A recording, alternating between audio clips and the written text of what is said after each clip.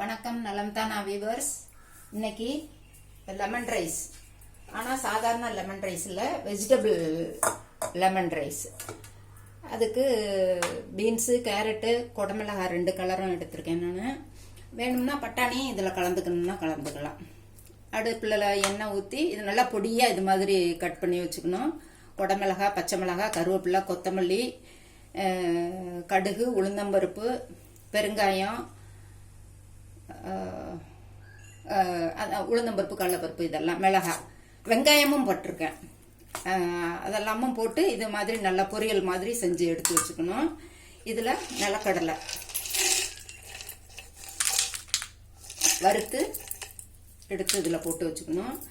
அப்புறம் மஞ்சத்தூளும் அதில் போட்டிருக்கிறேன், உப்பு அதெல்லாம் போட்டு. லெமன் வந்து இந்த அளவு சாதத்துக்கு சின்ன பழமாக இருந்தது, அதனால் 1 மட்டும் எடுத்து இதில் போட்டிருக்கிறேன். இதில் போட்டு இதை ஒரு கலந்துக்கலாம். சாத்தி அதிலே போட்டுக்கலாம். போட்டுற வேண்டியதுதான். இது சாதம் நல்லா வடித்து ஆற வச்சு லேஸ் ஆற வச்சுருக்கேன். ரொம்ப கொதிக்க இல்லாமல் லேஸ் சூடு இருக்குது. கொஞ்சம் நல்லெண்ணெய், அதுலேயே எண்ணெய் நல்லா ஊற்றிருக்கோம். சரிங்க, இதை போட்டு நல்லா இப்படி கிளறி எடுத்து சாப்பிட வேண்டியது. துவையல், வத்தல் எது வேணுமாலும் வச்சுக்கிட்டு சாப்பிட்லாம். நம்ம புளிப்புக்கு தகுந்தாப்புல பழம் கலந்துக்கலாம், சாதமும் கலந்துக்கலாம், வெஜிடபிள்ஸும் கலந்துக்கலாம். இது புது தினசாக இருக்கும். அதாவது வெஜிடபிள் வந்து சாப்பிட முடியாமல் இருக்கிறதுக்கு இதில் சேர்ந்தோம்னா சாப்பிட்றதுக்கு நல்லா இருக்கும். புளிப்பு இனிப்பா. இது லஞ்ச் பாக்ஸ் மெனு.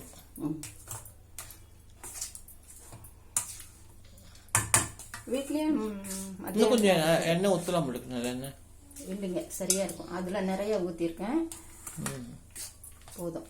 இந்த ஷைனிங்காக இருக்கு. அப்புறம் ரொம்ப அதாவது ஹெல்த்தியாக இருக்கிறதுக்கு கொஞ்சம் எண்ணெயை கம்மி பண்ணுறது தான் நல்லது.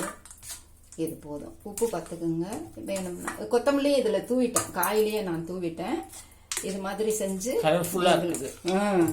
நல்லா குடமிளகாய் 2 மிளகாயும் 2 கலரும் என்கிட்ட இருந்தது, அதனால் அதுவும் போட்டிருக்கேன். பீன்ஸு, கேரட்டு, பச்சை மிளகாய்.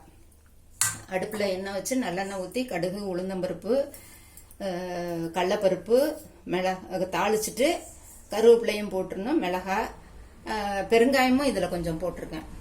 போட்டு பீன்ஸு, கேரட்டு இதெல்லாம் போட்டு பொரியல் பண்ணி இது மாதிரி கிளறி எடுத்துக்க வேண்டியதுதான். லெமன் வந்து சூட்டில் ஊற்றக்கூடாது, ஊற்றினோம்னா அதோட சத்து போயிடும்னு சொல்லுவாங்க. அதுக்காக தான் கொஞ்சம் ஆறுனதுக்கு அப்புறமேலு லெமன் அதில் ஊற்றி ஒரு கிளறிட்டு சாதத்தை ஆற வச்சு இதில் போட்டுருக்குறோம்.